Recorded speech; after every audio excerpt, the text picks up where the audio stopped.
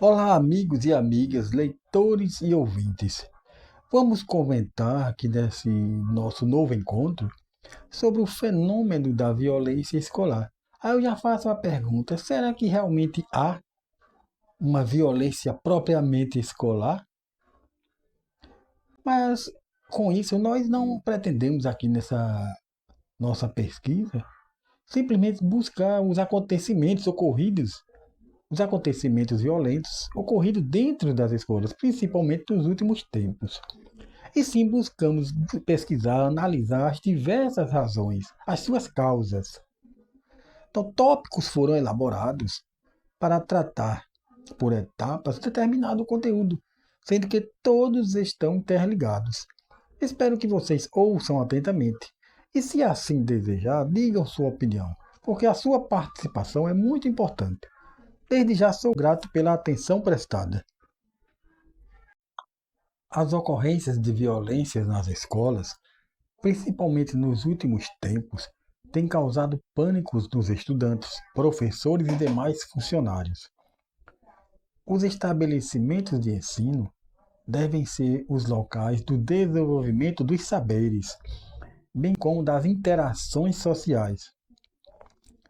A problemática não se resume apenas ao público com o qual convive diretamente no cotidiano labutar. A sociedade como um todo sofre com tudo isso, uma vez que a escola é parte integrante desta.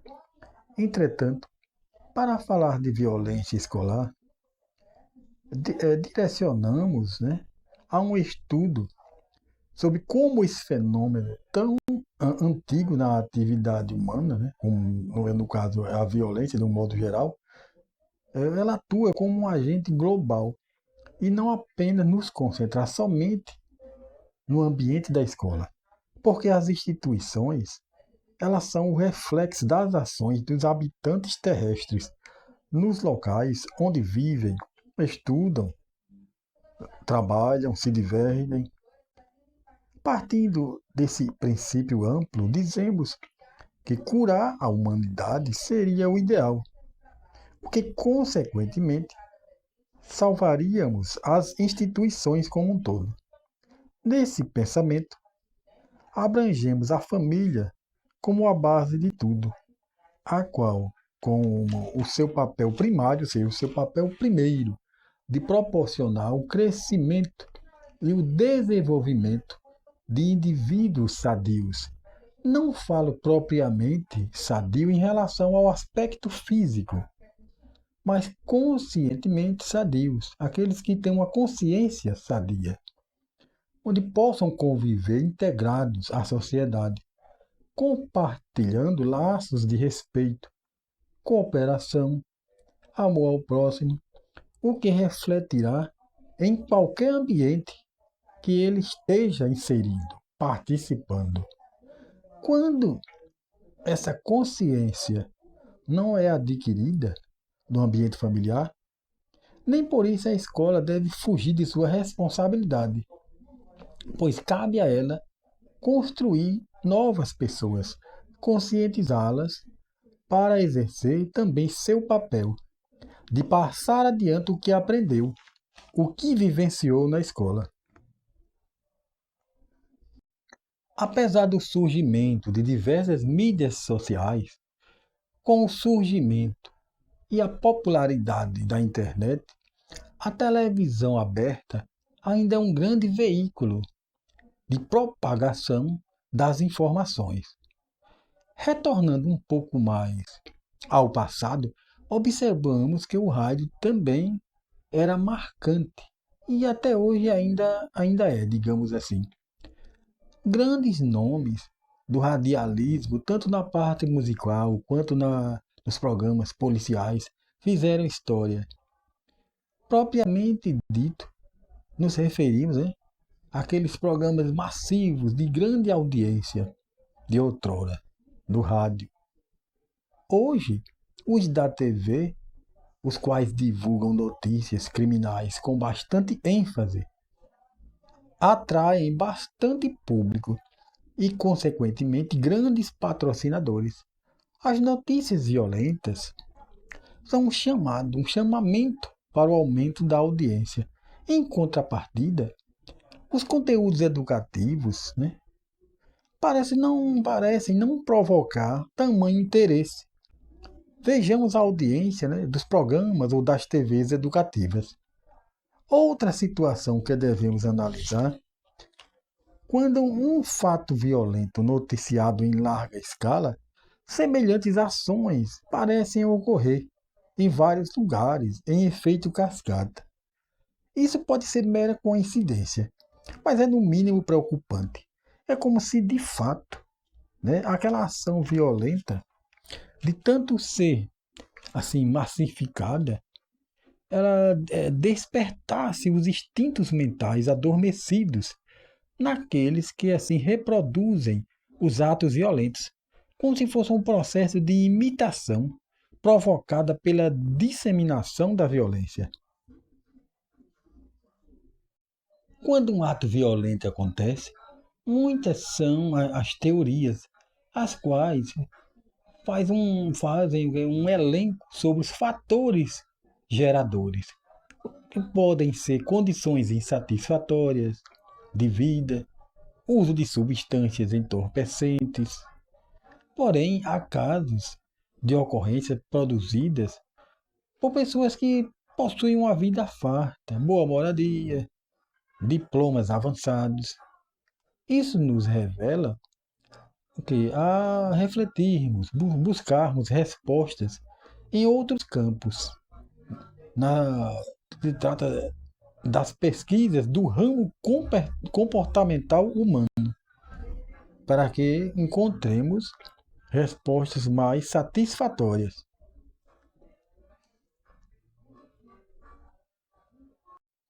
Indivíduos com problemas psicológicos ou psiquiátricos, quando cometem crimes, logo encontramos nessa condição, digamos, doentia, a resposta. Mas quando pessoas consideradas normais realizam esses feitos maléficos, a sociedade fica estarrecida, não encontrando uma razão imediata que se justifique.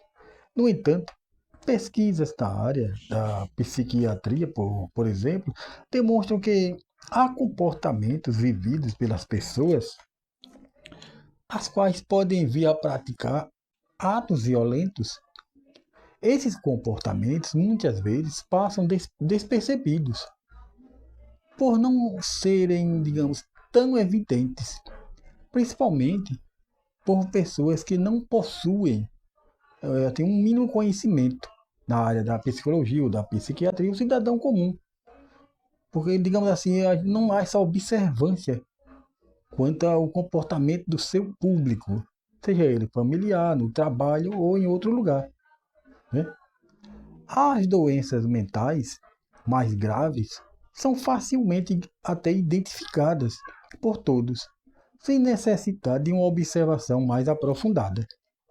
Segundo os estudos da neurociência, o fator genético, né, ou hereditário pode ser uma causa para aflorar os atos violentos desde a infância.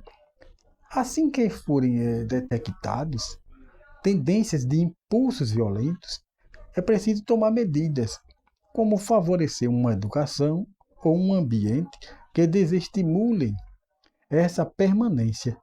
A ajuda de profissionais qualificados, caso seja necessário, né, também é um caminho recomendado. Agora, em relação ao comportamento delinquente, este não possui raiz genética ou hereditária, porque a responsabilidade recai no meio onde se vive, bem como as condutas, né, que a criança ou adolescente ele observa, ou até são incentivadas por adultos, né? Então é importante falar que mesmo se um indivíduo venha a possuir uma predisposição genética, algum problema lá psicológico, mental, né, para a violência, o meio onde ele vive pode influenciar positivo ou negativamente para que essa tendência aumente ou diminua.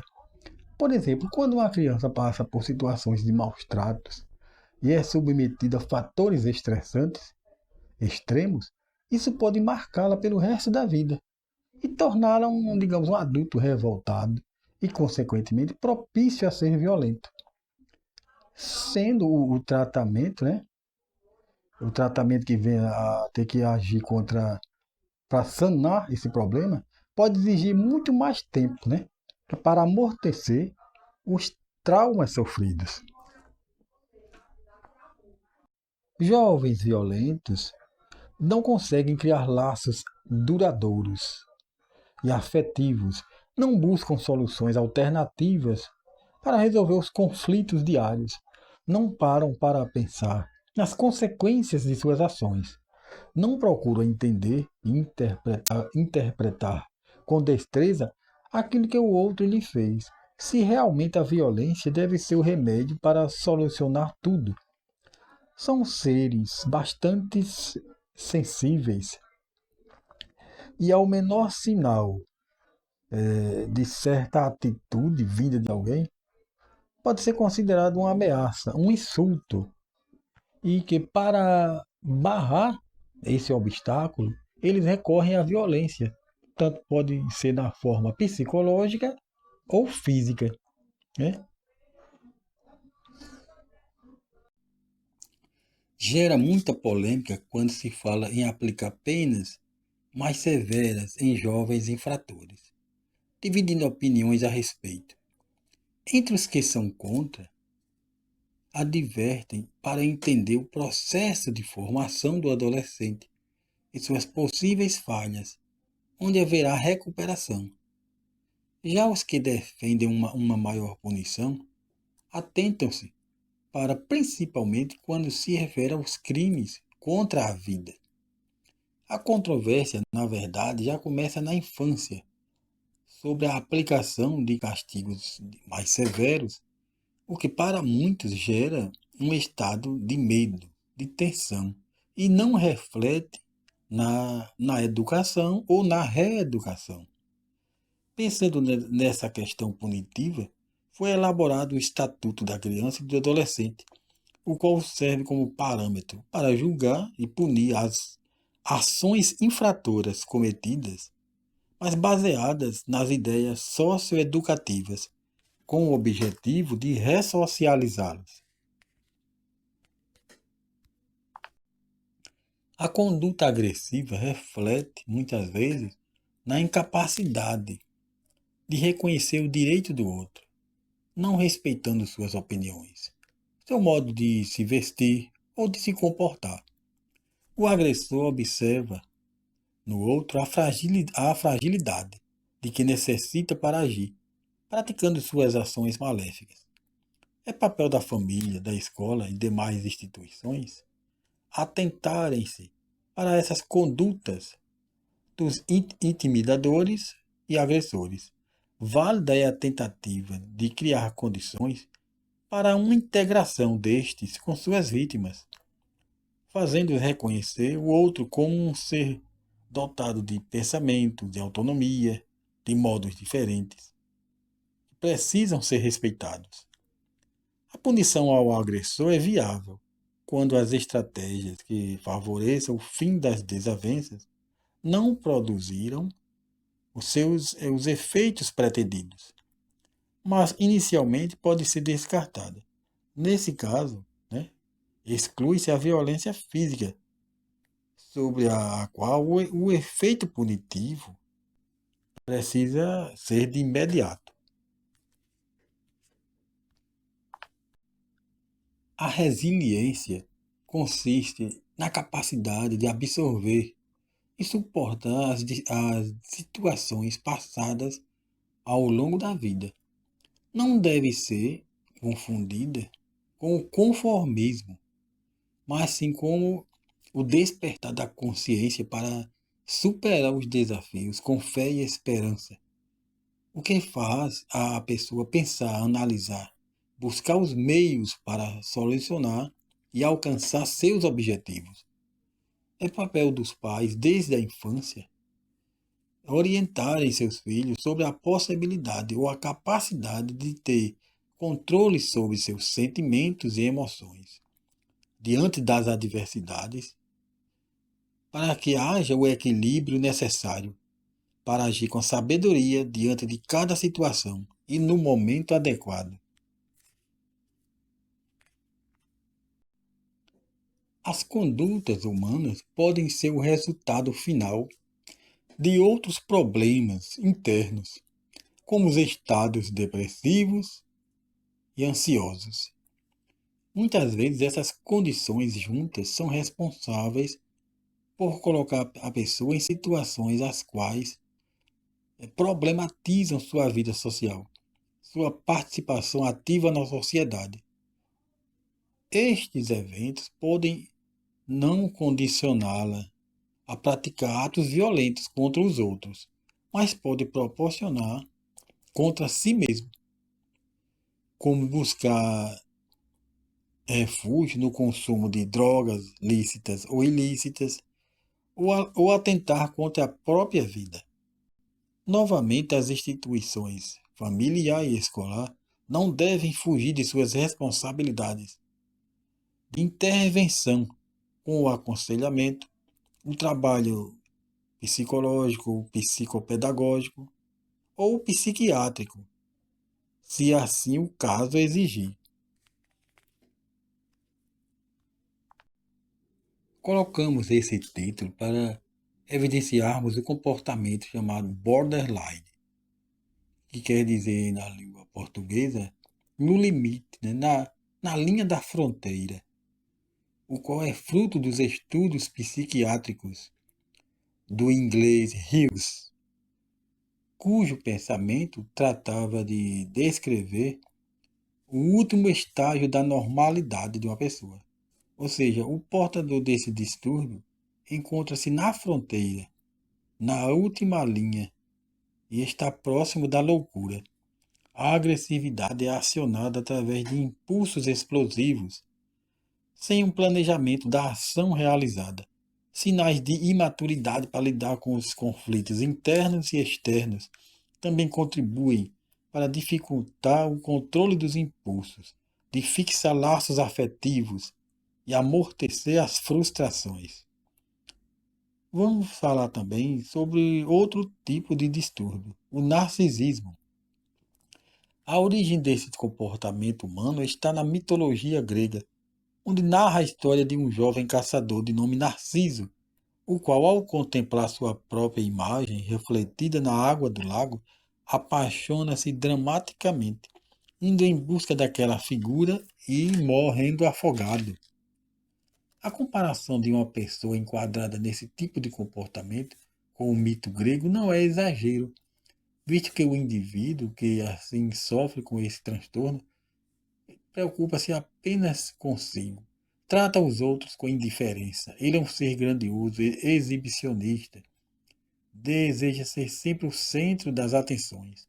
A princípio parece ser algo normal e inofensivo, mas é esta pessoa, quando não consegue estar na posição que lhe assegura esse poderio, busca em outros elementos a concretização, como, por exemplo, sentimentos raivosos e impulsos incontrolados, os quais podem gerar violência psicológica ou física contra o outro.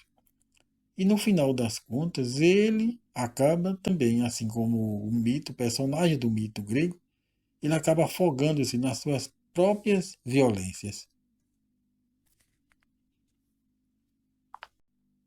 No caso de jovens problemáticos, a família e a escola devem trabalhar juntos. O ambiente familiar muitas vezes é constituído de fatores que influenciam o comportamento, muitas vezes até antissocial, do adolescente. Por isso, embora a escola não seja substituta, né, da família, ela não deve abster-se de adotar medidas positivas na sua prática pedagógica que auxiliem na reconstrução da mentalidade juvenil, transformando num ser capaz de modificar o local que mora com seus entes queridos. Assim, refletimos sobre os ambientes onde vivemos, os quais precisam oferecer condições materiais e psíquicas que nos ajudem a construir a nossa personalidade. A partir da infância, ensinando o caminho que se deve andar, o menino ou a menina se tornará uma pessoa capaz de viver em sociedade e ter a capacidade de resolver os conflitos de maneira satisfatória e com o equilíbrio desejado. A questão não é impor uma religião, seja na escola ou em qualquer lugar. Entender e aplicar princípios que procurem orientar as pessoas para uma boa conduta moral e espiritual são essenciais em toda parte, durante toda a nossa vida. Isso atingirá de maneira positiva a convivência entre todos, proporcionando um ambiente acolhedor e responsável, respeitando e sendo respeitado, de maneira recíproca. Apesar das dificuldades, das adversidades enfrentadas, quando há união e participação, estas situações são vencidas pelo compartilhamento dos talentos e do conhecimento.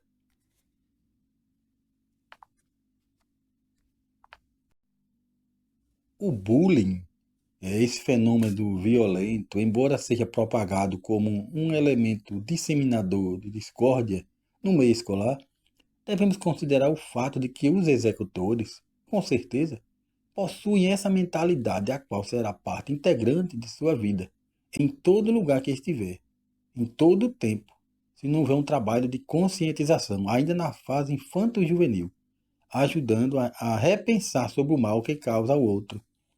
Na fase adulta, torna-se mais complicado, o que poderia imaginar ser mais fácil por se tratar de um indivíduo com formação mental completa. Há casos onde o infrator permanece nesse estágio e adentra na delinquência, sendo repetidamente conduzido ao sistema prisional. Porém, antes que o problema alcance dimensões alarmantes, os núcleos importantes da convivência do jovem precisam agir em tempo hábil. Aqueles que perturbam o sossego alheio, assim o fazem porque enxergam em alguém considerado mais fraco a oportunidade, muitas vezes, de jogar para cima do próximo as suas próprias fraquezas e frustrações. O poder da autoridade não deve ser confundido com o autoritarismo. Tivemos no passado e ainda há casos também no presente, governantes que conduzem seu país sem oferecer as mínimas garantias de participação popular nas decisões, o que causa prejuízo pelas ações originárias de seus pensamentos e que não há espaço para avaliação. A base da autoridade é o núcleo familiar, onde os responsáveis possuem o dever de conduzir seus conviventes na preparação para exercerem seus direitos e também seus deveres na sociedade. A escola deve orientar seus participantes estudantis para assumirem o seu papel de construir um mundo melhor e mais digno de viver. Dar ciência a eles sobre a ideia do compromisso para com a sociedade e com eles próprios, para assim serem de fato cidadãos ativos. O conjunto de normas sociais, civis ou penais são parâmetros para serem aplicados no caso da transgressão. Mas a consciência, quando está direcionada para conviver no mundo de maneira satisfatória, o desvio não será uma regra, e sim apenas uma exceção.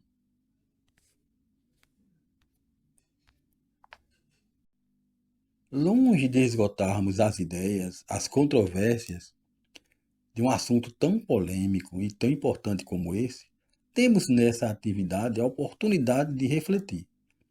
Se existe violência escolar, é porque os fatos acontecem nesse ambiente físico, não sendo propriamente um fato ligado somente a este lugar mencionado.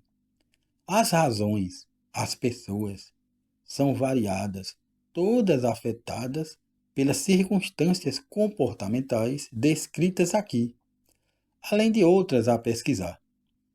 E essas mesmas possibilidades podem ser praticadas em qualquer ambiente. A escola, por sua vez, não deve ficar com os braços cruzados, ou seja, precisa atuar com responsabilidade e busca de parcerias para ser um salvo-conduto transformador da sociedade.